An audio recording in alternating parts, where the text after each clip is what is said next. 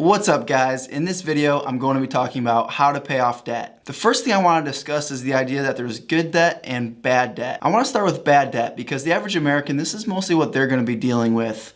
Probably the most common one is going to be the car loan.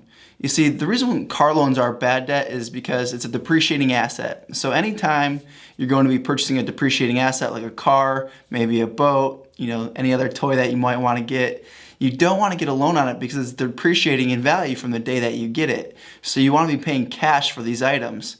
And another way that we get in trouble when using bad debt is think about you going out and getting a $50,000 car. If you had the cash in your pocket, maybe you might not buy that $50,000 car because it hurts a little bit more to just outlay $50,000 for a vehicle cash.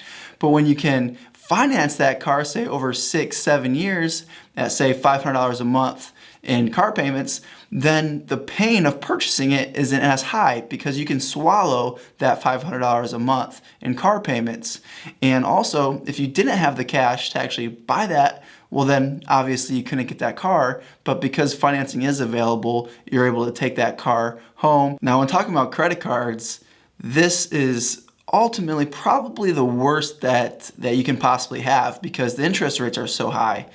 I see a lot of people, what they'll do, and what maybe you've done in the past, is you'll put a vacation on a credit card, you'll put clothing on a credit card, or whatever else you can think of. You're putting it on a credit card and you're not paying it off month over month.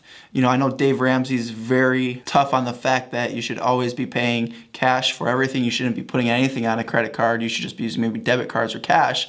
However, I think it's great to use a credit card to rack up, points and miles, as long as you can control your spending. If it helps you to pay cash for things you're not going to spend as much because you're paying cash, then great, do that, know what works for you. But for me personally, I'm not going to spend less because I'm using cash or debit card versus credit cards, so why not at least earn points for the spending that I am doing? Anytime you would use bad debt is because you're not delaying gratification, you're living outside your means.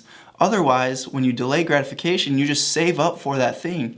And the best part about delayed gratification is once you actually wait for what you want, you make better decisions because a lot of times you might see something that you really want right now and you go out and buy it on credit and now you have it, and then maybe a month later you're like, man, maybe I shouldn't have bought that purchase, or maybe it was something else you wanted, maybe it was a different type of car, and because you rushed into things, now you're stuck with this loan hanging over your head and not ultimately owning what you really wanted because you made a rash decision. The next time you think about using your credit card for something that you can't afford, buying a car that you shouldn't be buying, think about the interest payments that you're going to make as stealing from your future self, because that's exactly what you're doing.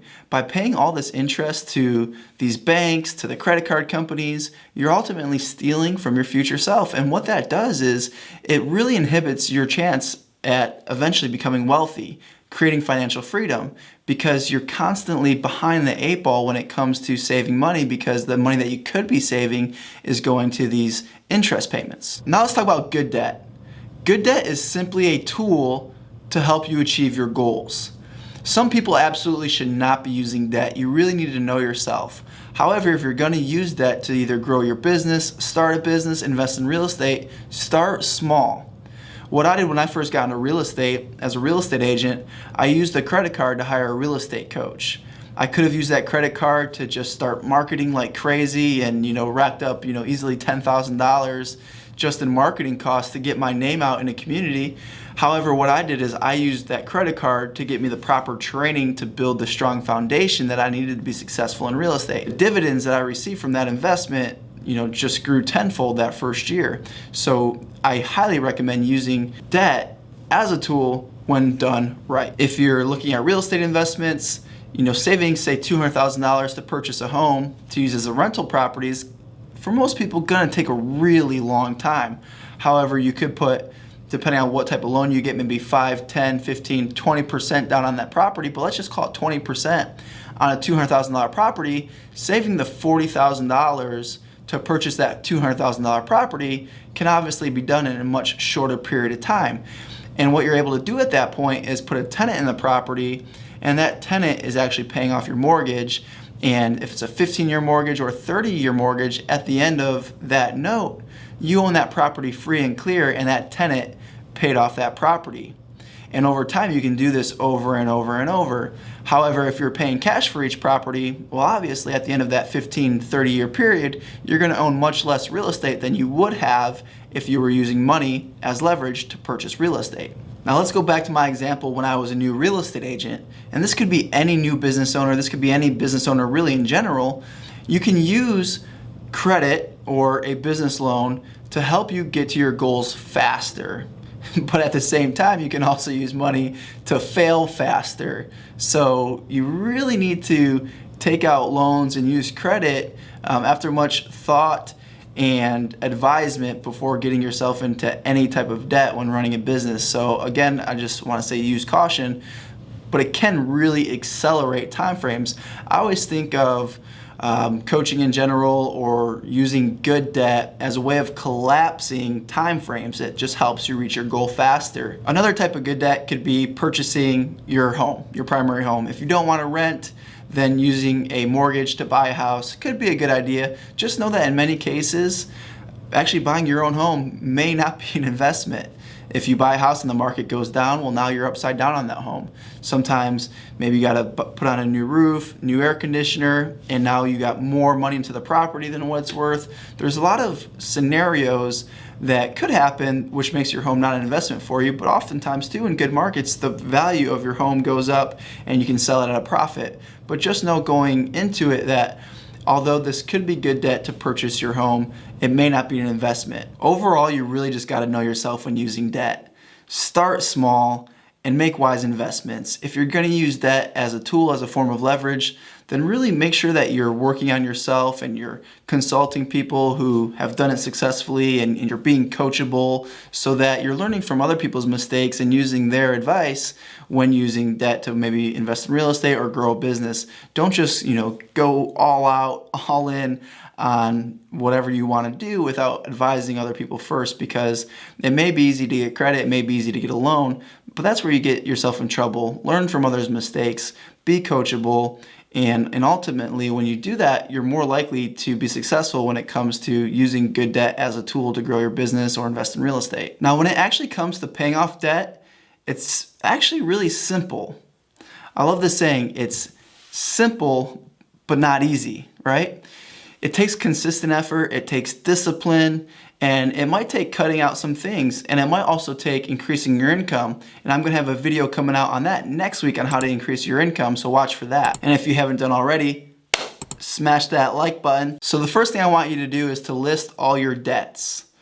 Get them all listed, and once you have them all listed, in a column right next to it, you can do this in a spreadsheet, you can do it on a scratch piece of paper, however you wanna do it, but list out the interest rate for each one.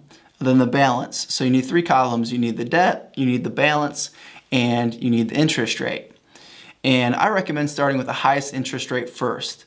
It's taught that you want the snowball effect where you're starting with the smallest debts first so you can pay those off and get a win and all that. However, mathematically speaking, start with the highest interest rate first because you're going to save money that way.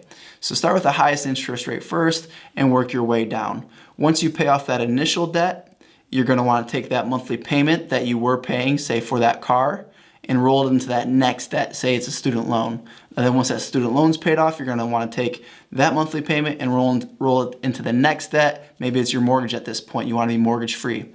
So you want to use the snowball effect. We always hear Dave Ramsey talking about this, but I highly recommend starting with high interest rates first because otherwise you may end up spending an extra few $1,000s in interest by not doing it that way. So now that you have your debt listed out, you know what you're going to be paying first, you know how much you're going to be paying, you're going to want to cut out really any extras that you can afford to cut out. When scaling back your lifestyle to pay off debt, it can be a very powerful tool, so you're going to want to start there.